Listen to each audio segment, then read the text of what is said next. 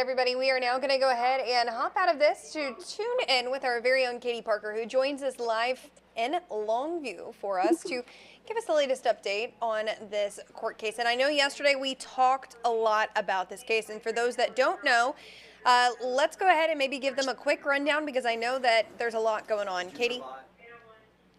Absolutely. So this is day 2 of a trial involving 2 former principals at J.L. Everhart Elementary School in Longview ISD. And so what the trial concerns is initially there were 6 arrests made with educators and principals charged with child abuse in the classrooms.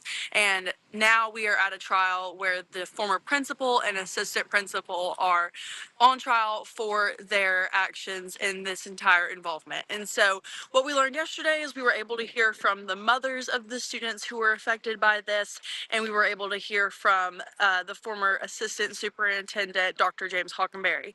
And today we have heard from one witness so far. They were on the stand for quite a while this morning before breaking for lunch, and I believe we are going to continue questioning with this witness whenever we return. And the witness from today, her name is Cindy Verhalen, and she is a former child psychologist for schools, and currently she is head of school for Trinity School of Texas.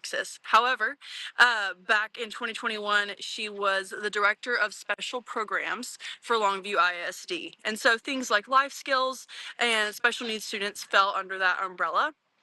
And so she was a point of contact for issues and complaints concerning anything in that wheelhouse. And so what she was kind of talking about today was her involvement in the investigation of these claims. And that began with about a week and a half after she took the position.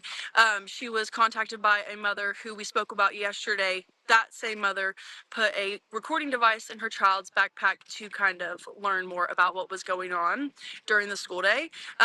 Prior to that camera, though, she was able to talk to Ms. Verhalen about what she thought may have been happening. She thought something was off. Did not specifically mention child abuse, but Ms. Verhalen had a child psychologist go into the classroom, observe, did not come back with anything. Her words, she paraphrased the entire report and just kind of marked it as unremarkable. There was nothing really that stood out.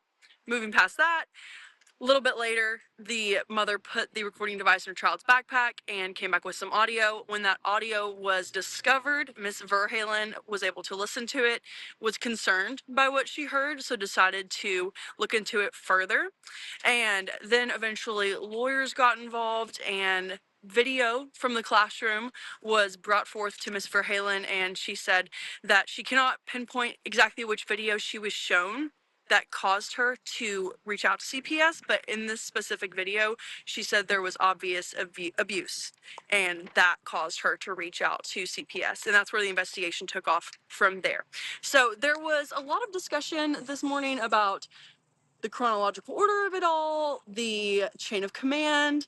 Not the defendant, but the witness was on the stand for about 2 hours, a little shy of 2 hours, and we expect to see more questioning with that witness whenever we go back in there. She has not been excused yet for the day. So that is what we expect to head back into around 12:30 today. All right. Well, Katie, thank you so much for that latest update. Obviously, I know you're going to be in the courtroom. We'll tune in with you later to get another update as you go throughout your day. Katie, thanks again. Absolutely. Thanks, Kylie.